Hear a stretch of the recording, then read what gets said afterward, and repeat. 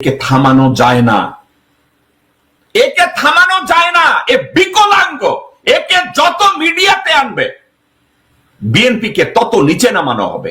শুনেন এই কুত্তার বাচ্চার কথা শুনেন। আমরা তো ভারতীয়, ভারত আমাদেরকে সাহায্য করছে, কথাটা সত্য না মিথ্যা? মুক্তিযুদ্ধে এমন একটা আইন করতে হবে যে আইন আলবদর এবং রাজাকার যে বলে তার 2 বছরের সঙ্গে সঙ্গে জেল হবে। যে দেশে সকাল বিকাল নদীর পানি গতি পরিবর্তন করে এই দেশে বেশি দিন থাকা ঠিক না।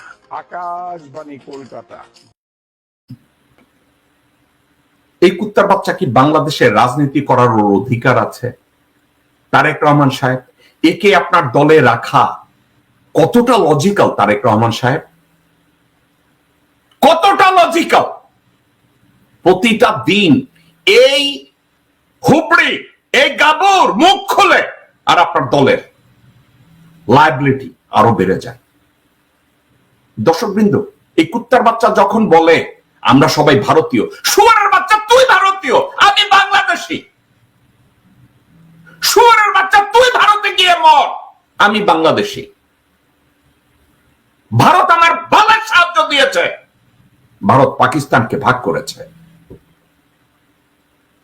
লান্নাত তোর উপরে ফজলু, তুই আমার বাবার বয়সী। ওরে কেউ জুতা পিটা করার মতো কি কেউ নাই কিশোরগঞ্জে বা কোন জায়গায়? আমরা নাকি ভারতীয়?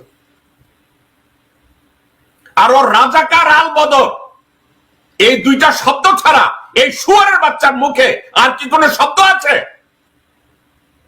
2 দিন আগে এই বান্দরের বাচ্চা রিপাবলিক টিভিতে গেছে, ওরে পন্দের মধ্যে লাইটাইতে বাইর করতে, পরে টেলিভিশন শো থেকে পলাইছে।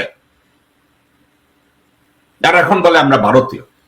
দর্শকবৃন্দ, আমাকে বলে জেকব গালি দেয়, জেকব ভালো না, জেকব ভদ্র না, জেকব বেয়াদব। দুনিয়ায় এত ভদ্রলোক আছে, আমার ভদ্রলোক দরকার নাই রে ভাই।